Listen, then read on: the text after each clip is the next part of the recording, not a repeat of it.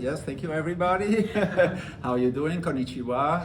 I apologize very deeply for not being able to speak Japanese. Indeed, I am a sociology professor. I'm going to give the talk and I'm going to make my argument by illustration. So the perspective of my study is sociology of law and culture. So law and culture are related.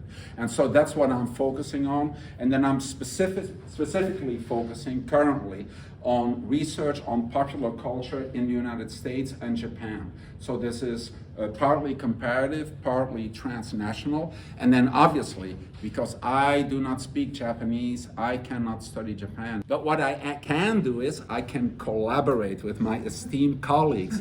And then I can say something about popular culture in the United States, and they can say something to me about popular culture in Japan. And when we come together, we can say something comparative, right? And something about the interconnections between those two societies. Why do we study culture and sociology? Well, this goes all the way back to the beginning of sociology. And here you see a picture of Emil Durkheim. So Emil Durkheim is one of the founders of sociology.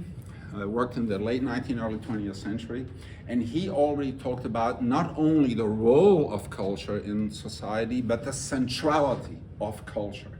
According to Durkheim, unlike this guy who was about 50 years older than him, right, so he probably dead by then, called Karl, anybody? Marx, you heard of him? Marx said it's all about the economy, right? You know what I mean? This guy said, no, exact opposite, it's all about culture. And he had a model on the transformation from a traditional to a modern society. You know, like in Marx, it's pre-capitalist, capitalist. For him, it is mechanical to organic society.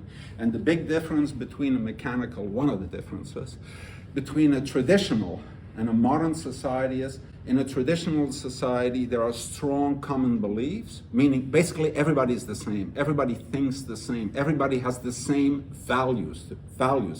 Everybody worships the same God. Everybody believes in the same rituals and so on. And a modern society where there's a lot of diversity, you know, diverse religions, diverse values. People believe. Why? Because there's an increase in the level of individualism, Durkheim said.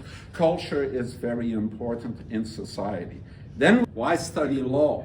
Because sociologists do not study the law. They study law as an institution, what does it say here? In society. And that is indeed what is typical about a sociological point of view. When we study culture in terms of its role in society.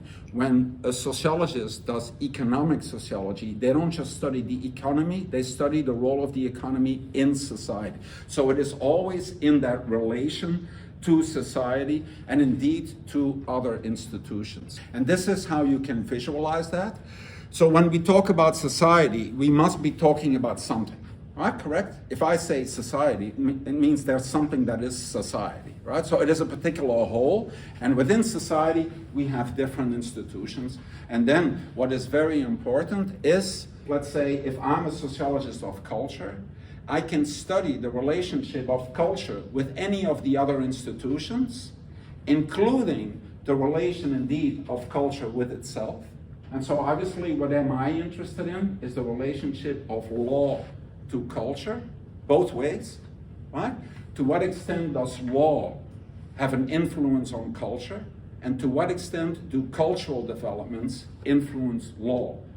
And then I am more specifically interested in popular culture.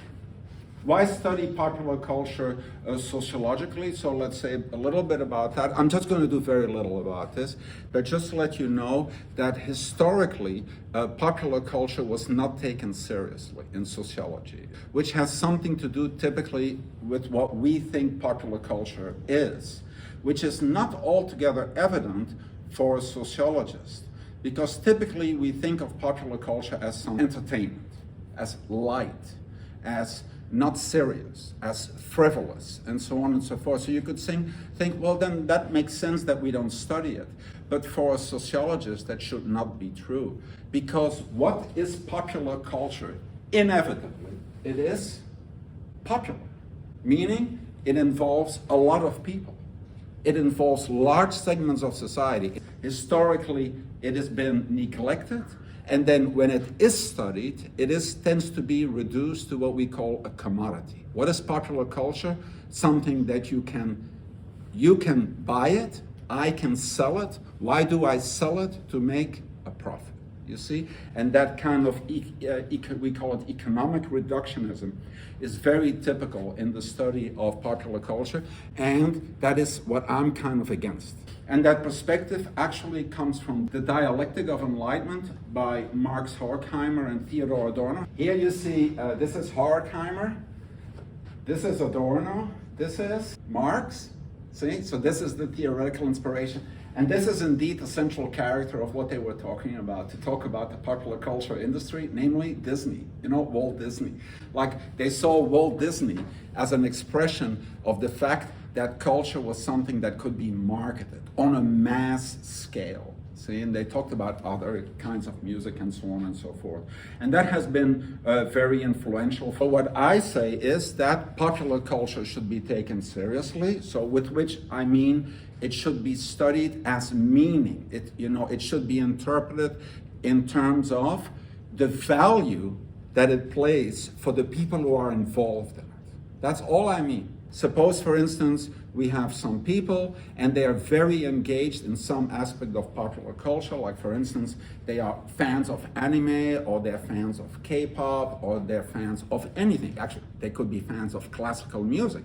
It could be anything. It's like, what does it mean to them to be engaged with that? Now, why do I think that in today's age, it is more important than ever to study popular culture? Because there is a tremendous expansion of popular culture.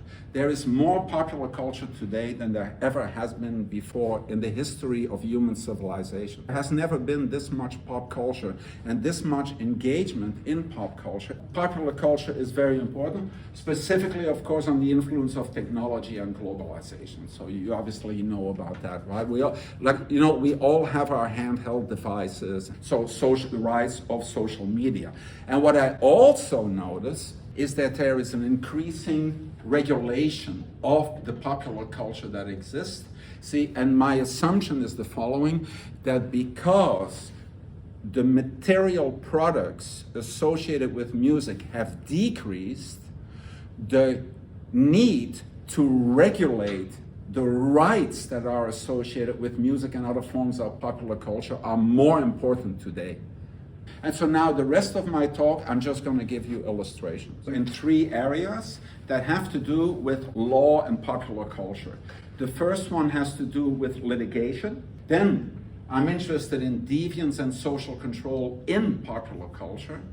And then finally, I'm interested in celebrity activism. When we talk about litigation involving famous pop stars, what are we interested in? We're interested in certain rights that can be legally protected, such as copyright, trademark. There are others, like in Japan, for instance, publicity rights. And what do I argue? That successful pop stars are attractive legal targets. And then I'm interested in how does this work in the United States? And comparatively, how does it work in Japan? So let me give you a few examples. This is Katy Perry. Do you know Katy Perry? Yeah, singer. Has been around.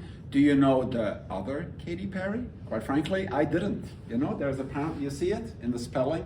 There's Katy Perry with a Y, and there's Katy Perry with I-E. And I think Katy Perry with I-E is not the person whose picture you see here. That's the other Katy Perry. I believe she's from Australia. This is actually a clothing person. This is a person who makes clothing and sells clothing and who has a trademark to the name Katy Perry. So this person has a trademark for a long time, from before this person had a trademark, and it concerns clothing. And the unknown relatively speaking, unknown Katy Perry sued the famous pop star Katy Perry, and interestingly won the case because the pop star Katy Perry sold clothing with the name Katy Perry. And it was a violation of the other person's trademark. Can you believe it? It's really strange, right? The outcome of these cases is sometimes very strange. So there are a lot of different legal complexities involved, because you can kind of wonder, how does it happen, right? Here's another interesting example. This is a very strange one. This is Lady Gaga. Do you know Lady Gaga? Yeah? Oh, that's very good. This article, that's very good. I wrote a book about her fame, not about her, about her fame. And this was published just in February 2023. I do not know if you recall, but a few years ago, her dogs were kidnapped. You know that? So she had a couple of dogs, and one of her assistants was walking the dogs, and her dogs got kidnapped and her assistant got injured. And the people who kidnapped the dogs did it on purpose to get a ransom, like we'll give you the dog back, but you have to give us money. But they didn't realize that the dogs were Lady Gaga's. They thought it's just some, rich person maybe. It's just people spend a lot of money on their pets. You know that people who own pets, their pets are like their children, right? So spend a lot of money. They didn't know it was Lady Gaga, so that was coincidence. Then a woman said, I know where the dogs are. The dogs get back. It turns out the woman was involved in the kidnapping after the facts. She didn't know it beforehand, but afterwards she knew who the people were that had kidnapped the dogs, but didn't talk about that. She is now suing Lady Gaga for not having been given the ransom money. Don't you find this strange? She was how do you call that, a conspirator after the facts. She is nonetheless suing Lady Gaga because she didn't get, the $500,000 ransom money. So you see, this is a very typical, this is a little bit over typical example of the fact that in the United States, anybody can sue anytime for any reason. Are you with me? So we call it a litigious society. So that's an interesting example. Lady Gaga was sued on another occasion because she was selling these wristbands. Do you know about these wristbands? She sold those wristbands in support of the recovery efforts in Japan after the tsunami, right? So about, 12 years ago or so, right? And then she made we pray for Japan, it says, right? We pray for Japan. And on her websites, the fans could buy these bracelets, and then the money, 100% of the money would go to relief efforts in Japan. She got sued by a law firm, not by Japan, but by a law firm. Why? Because they said Lady Gaga also charged money for shipping and handling. And therefore, not all the proceeds went to Japan. And Gaga lost that case.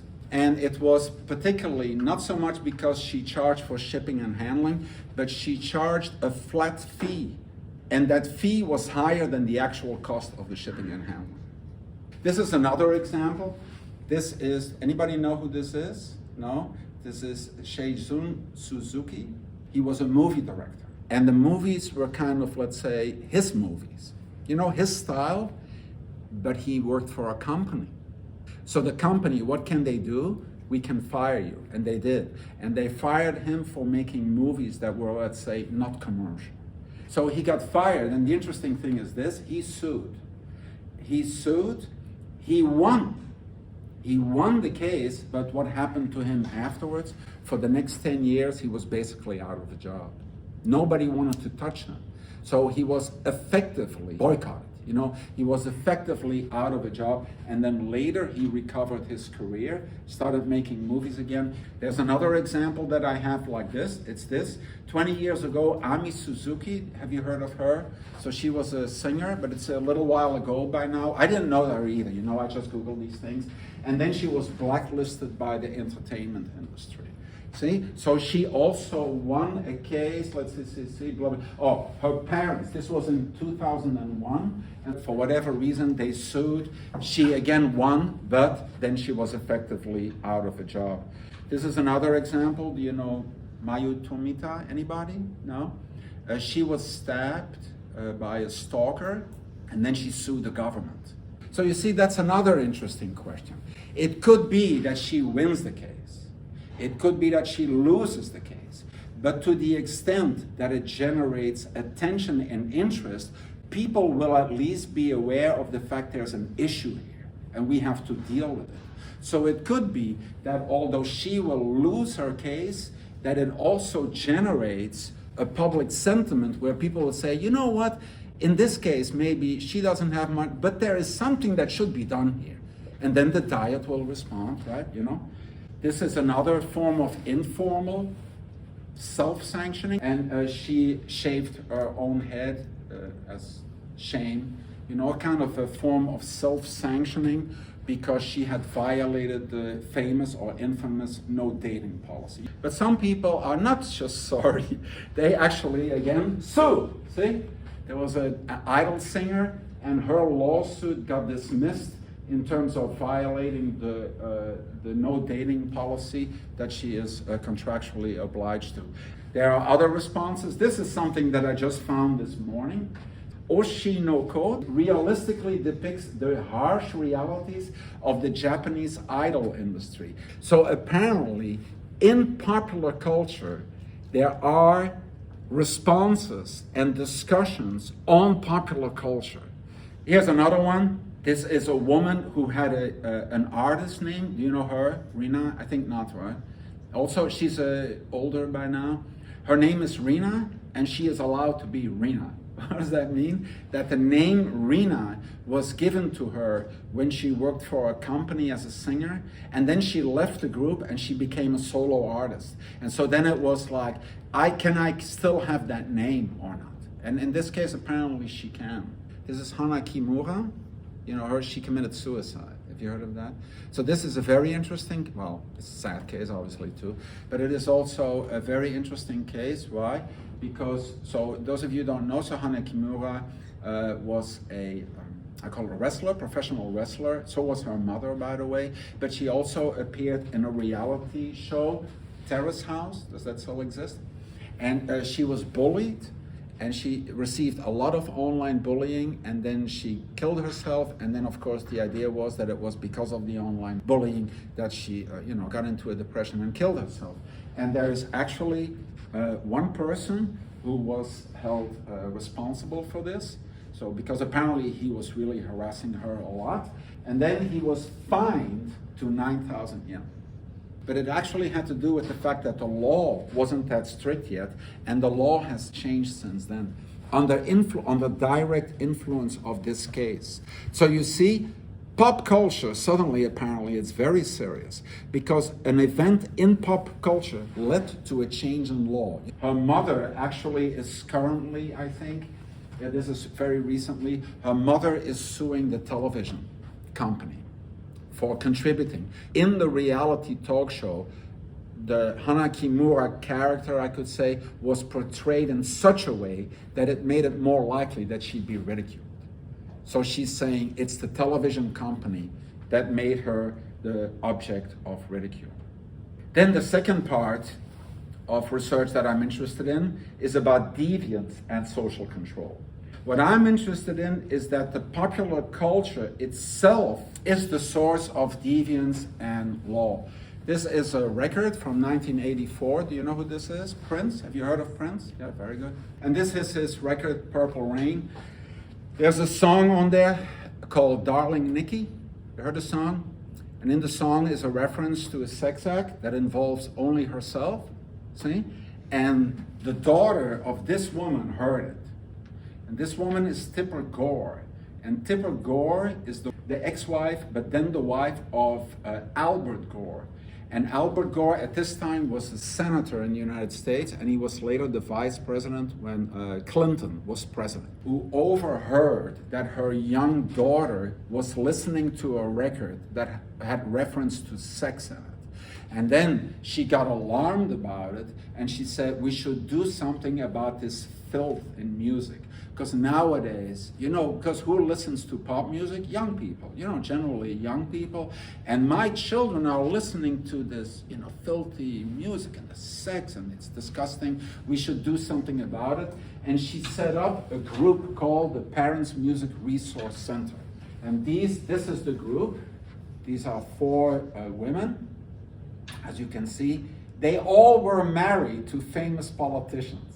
So they're a private group, but their husbands were all public politicians. And as a result of their activities, there was a hearing held on Congress. Do you know who this is? Frank Zappa. He died some years ago, and he reacted against this effort. He provided testimony on behalf of the musicians.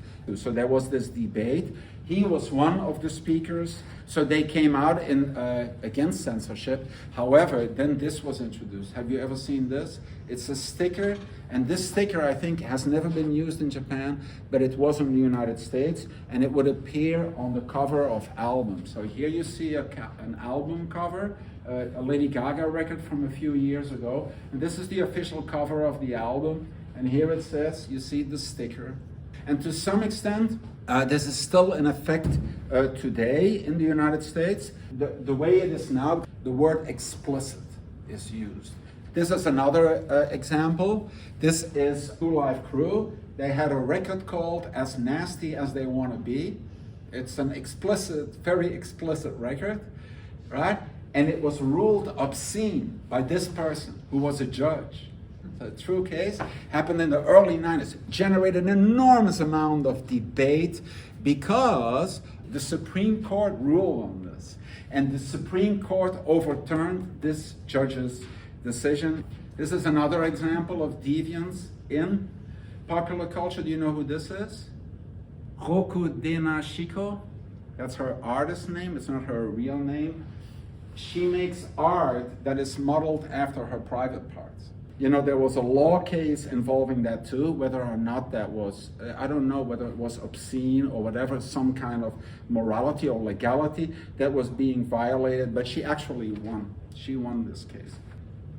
And then finally, I'm going to keep this short, and that is about celebrity activism, celebrity culture and activism. In the United States and in Europe, celebrities are routinely involved in activist causes. And before and since COVID-19. All kinds of celebrities, all kinds of activist causes. In Japan, as far as I can tell, celebrity activism is virtually non-existent. So it is interesting to see what are the exceptions, what can account for that, but particularly, why is it so different? These are just a few pictures of the people who are involved and some of the issues that they're involved with. You see, so on this issue, I'm not going to say much more other than I've done a lot of research on that, and that is published. There's at least 3 or 4 articles that I published on this. So it's interesting. Why are there so few celebrities involved in activism in Japan? And this is one of the few examples that I know of somebody famous in Japan who was an activist. It's Roichi Sakamoto, you know him? He was particularly known for his activism on anti-nuclear, anti-war, environmental justice. But in the United States, it's very different, because in the United States, the activist issues that celebrities are involved with are by definition very divisive.